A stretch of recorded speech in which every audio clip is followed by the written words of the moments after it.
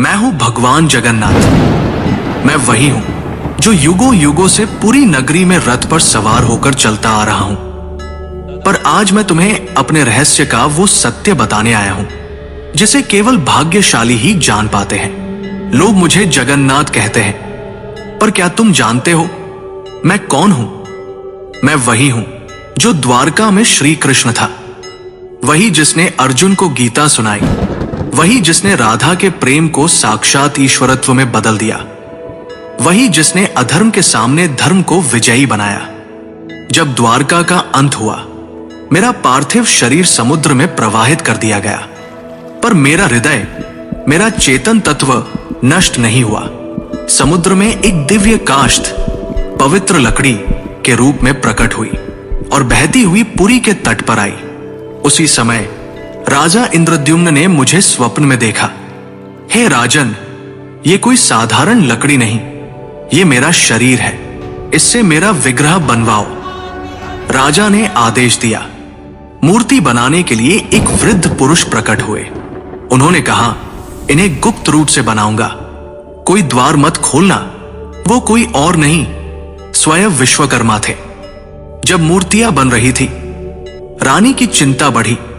द्वार खुलवाया गया। मूर्तियां अधूरी थी।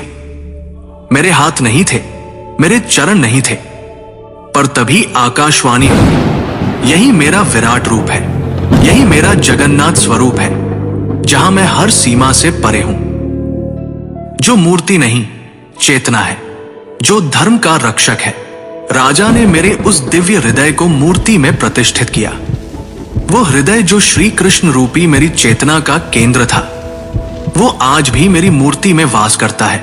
हर 12 से 19 वर्षों में जब मेरी मूर्तियां बदली जाती हैं, उस हृदय को गुप्त रूप से नव विग्रह में स्थापित किया जाता है।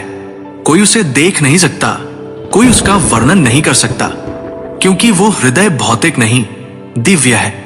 मैं वही हूं जो कृष्ण है, विष्णु है और फिर भी सबसे परे है। मेरी आंखें गोल हैं क्योंकि मैं हर दिशा में देखता हूं। जब मैं अपने भाई बलभद्र और बहन सुभद्रा के साथ रथ पर सवार होता हूं, तो वो यात्रा कोई उत्सव नहीं, वो क्षण है जब मैं मंदिर से निकलकर भक्तों के हृदय तक पहुंचता हूं। जब तुम मुझे सच्चे हृदय से पुकारोगे, ओम नमो भगवते जगन्नाथाय, तो तुम पाओगे कि मैं तुमसे कभी दूर था ही नहीं। मैं वही था तुम्हारे भीतर, तुम्हारी चेतना में।